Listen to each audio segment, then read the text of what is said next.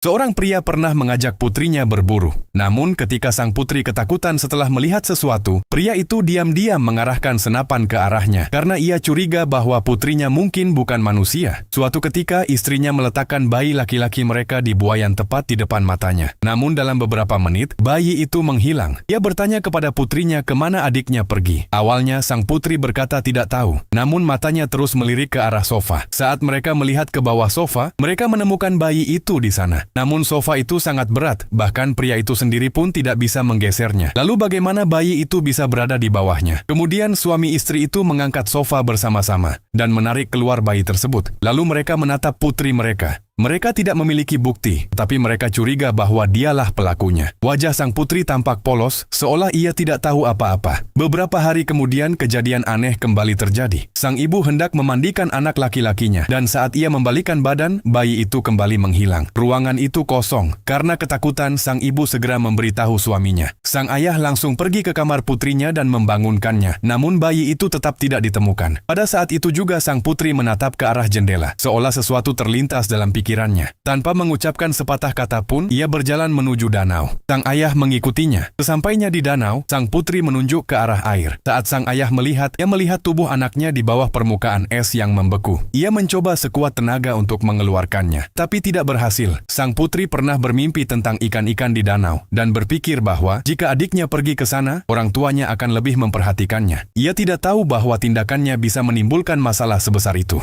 Kemudian, sang ibu melompat dari jembatan untuk mencari anaknya. Kepalanya terbentur keras dan ia meninggal. Sang ayah akhirnya yakin bahwa semua ini terjadi karena sang putri. Ia pun mengajaknya berburu, berniat membunuhnya jika ada kesempatan. Di hutan, seekor rusa muncul. Sang ayah mengangkat senapan dan mengarahkannya ke putrinya. Namun pada detik terakhir, ia berubah pikiran dan tidak menembak. Waktu berlalu. 10 tahun kemudian gadis itu kuliah. Ia masih belum mengetahui bahwa dirinya memiliki kekuatan khusus. Namun hal-hal aneh terus terjadi kemanapun ia pergi. Suatu hari saat ia sedang belajar di perpustakaan, tiba-tiba banyak burung gagak terbang dan menabrak jendela. Orang-orang ketakutan, tetapi tidak ada yang melihat bahwa tangan gadis itu gemetar. Ia sendiri juga ketakutan dan mencoba menyembunyikan tangannya. Namun tangannya justru gemetar semakin hebat. Tak lama kemudian ia pingsan dan tubuhnya mulai kejang-kejang. Ia segera dibawa ke rumah sakit, namun dokter tidak menemukan apapun yang salah. Semua orang mengatakan itu akibat stres karena kuliah, dan sang gadis pun mempercayainya. Namun kejadian-kejadian seperti itu terus berulang.